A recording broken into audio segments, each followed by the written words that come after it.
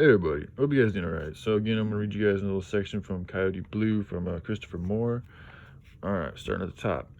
It had taken Steve, the Buddhist monk, only half an hour to put the car back together. When Sam tried to figure out a way to pay for the repairs, Steve said, "All misery comes from desire and connection to the material. Go." Sam said thanks. Now he was driving the Z into Utah. Calliope was asleep on Coyote's lap. Coyote snored. Sam passed the time trying to figure out how long it would take to get to Sturgis, South Dakota, the location of the rally that the guild was going to. About 20 hours, he thought, if the car held together. From time to time, he looked over at Calliope and felt a twinge of jealousy toward Coyote. She looked like a child when she slept. He wanted to protect her, hold her, but it was the childlike quality that frightened him as well. Her ability to dismiss facts, deny the negative, to see things so clearly but so clearly wrong. It was as if she refused to accept that any reasonable adult knew the world was a dangerous place, hostile place. He brushed a strand of hair out of her face before looking back to the road. She murmured and came awake with a yawn. "I was dreaming about sea turtles, that they were really dinosaur angels, and that's all. It was a dream."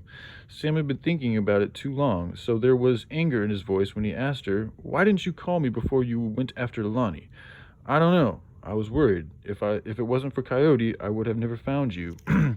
"Are you two related?" She seemed to be ignoring his anger. "You look a lot alike. He has the same eyes and skin." "No, I just know him." Sam didn't want to explain. He wanted an answer. "Why didn't you call me?" Calliope recoiled at his harshness. I had to go get grub." Excuse me. "I could have gone with you." "Would you have? Is that what you wanted?" "I'm here, aren't I? If I would it would have been a hell of a lot easier if I didn't have to chase you across 2 states, And maybe you wouldn't have done it if it was a hell of a lot easier, would you?" The question and her tone threw him. He thought for a minute, looking at the road. "I don't know." "I know," she said softly. "I don't know much, but I know about that. You're not the only man that that ever wanted me or wanted to rescue me. They all do, Sam.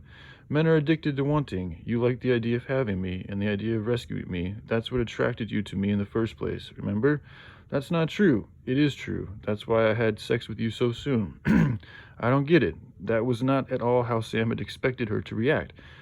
His brief moment of self-righteousness had degraded into self-doubt.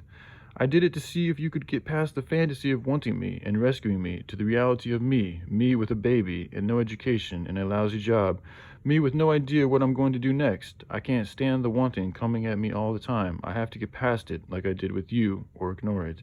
"So you were testing me," Sam said. That's why you took off without telling me." "No, it wasn't a test. I liked you, but I had grub to take care of now. I can't afford to hope." She was starting to tear up. Sam felt as if he'd just been caught stomping a litter of kittens.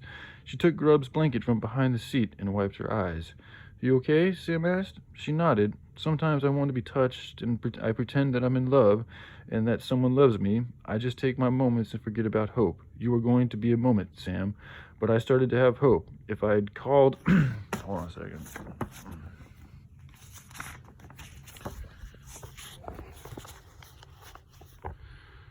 "If I'd called you and you had said no, then I would have lost hope again."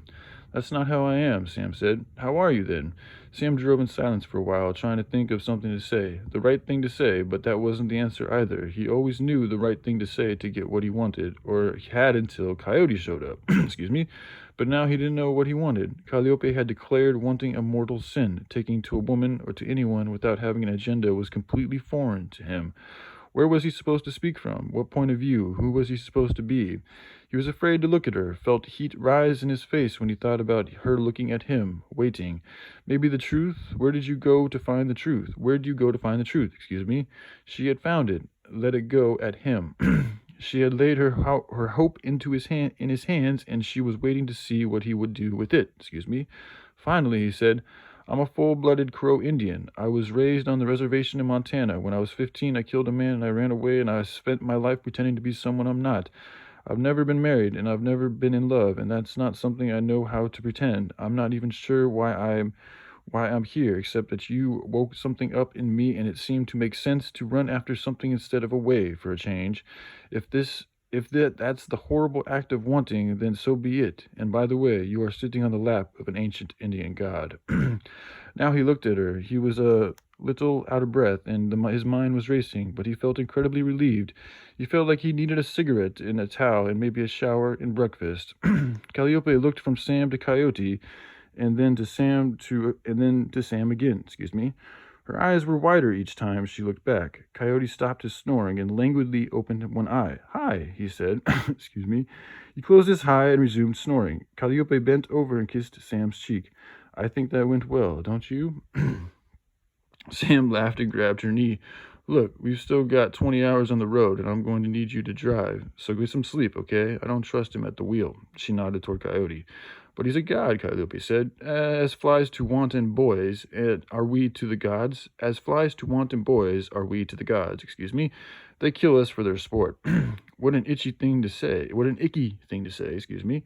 "Sorry, Shakespeare wrote it. I can't get it out of my mind. This week, it's like an old song that gets stuck, sorry. That happened to me once with Rocky Raccoon." "Right," Sam said. "It's exactly like that." All right, I love you guys. Hope you have a good day. Bye.